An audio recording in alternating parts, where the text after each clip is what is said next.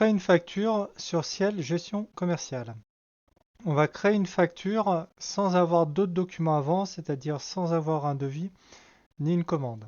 Donc je vais dans Vente, parce que les ventes en fait me permettent de pouvoir créer des documents commerciaux, Facture. Là j'ai forcément la liste de toutes les factures qui ont été générées et que j'ai générées avant. Le bouton en haut plus qui me permet de créer une nouvelle facture. Il faut simplement que je choisisse un client, admettons que ce soit Monsieur Sipien. Je peux attacher un représentant, ça nous l'avons déjà vu. Et là, je peux rajouter directement des produits. Donc là, j'ai une liste de produits qui est quand même limitée. J'ai toujours mes étiquettes adhésives à un prix abominable. Donc, il va m'en prendre que 15. Des sacs plastiques, admettons qu'il m'en prend 11. Je décide, donc là, vous avez une date d'échéance qui est forcément normalement la date du jour. C'est-à-dire qu'une facture, alors là, on est sur une version enseignant, mais une facture, vous ne pouvez pas l'antidater. Donc, vous ne pouvez pas la mettre avant la date du jour. Et normalement, vous ne pouvez pas non plus la mettre à une date ultérieure. Donc, ça, vous ne le toucherez pas. Le mode de règlement, donc carte bleue. Mon pied de document, on l'a vu tout à l'heure. Admettons que Monsieur Sipien est un bon client et je décide de lui mettre une remise de 10%. Donc ici, je vais simplement taper 10. Il vient le chercher, donc j'ai pas de port. Je vais pas indiquer d'escompte. Dans observation, je peux lui mettre qu'il a bénéficié d'une remise de 10%.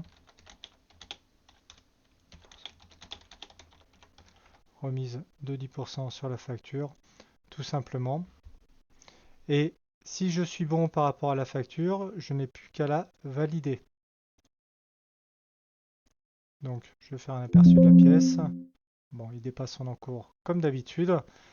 Monsieur Sipien me paye par carte bleue, donc je vais garder le format A4 et pas un format lettre de change. On me dit que ça a été validé. Alors, je vous rappelle que facture validée, ça veut dire que je ne peux plus la modifier. Donc, j'ai bien mon observation comme quoi j'ai une remise de 10% sur la facture. Et j'ai la remise qui apparaît ici. J'avais un total hors taxe de 108,30. Une remise de 10% qui fait 10,83 €. Et derrière, en fait, j'ai un calcul de TVA qui s'effectue. Payable le 2/6 pour la somme de 116,96 € par carte bleue. Ce qui me fait dire que par contre, je vais lui mettre son règlement. Donc, il a tout payé, donc 116,96 €. Donc, le règlement pardon, dans régler, pardon. Donc, je le mets sur la facture. Montant du règlement 116 €. Il m'a réglé par carte bleue en date d'aujourd'hui. Je mets OK. Ce qui fait que quand je refais un aperçu de ma facture en format A4, je vois qu'en net à payer, j'ai 0 parce que j'ai rentré le règlement. Alors faites bien attention. Alors non, vous ne le voyez pas. Pardon, je réduis ma page. Donc, on voit bien que là, ici, j'ai un net à payer qui est à 0 parce qu'en fait, pour moi, tout a été réglé. Vous voyez d'ailleurs que la petite notification qu'on avait est partie. Faites attention, le règlement et la compte. La compte, généralement, on va l'utiliser au niveau d'une commande plus globalement pour que la personne en fait s'engage commercialement dans la commande. Et le règlement, généralement, va toujours porter sur la totalité. Une fois que c'est fait, on n'a plus qu'à refermer. On voit, comme je l'ai dit dans des vidéos précédentes, que la commande de Monsieur Sipien est en gras. Ça veut dire que la facture, excusez-moi, a été validée. Et on voit aussi dans cette colonne-là, en fait, qu'elle a été soldée.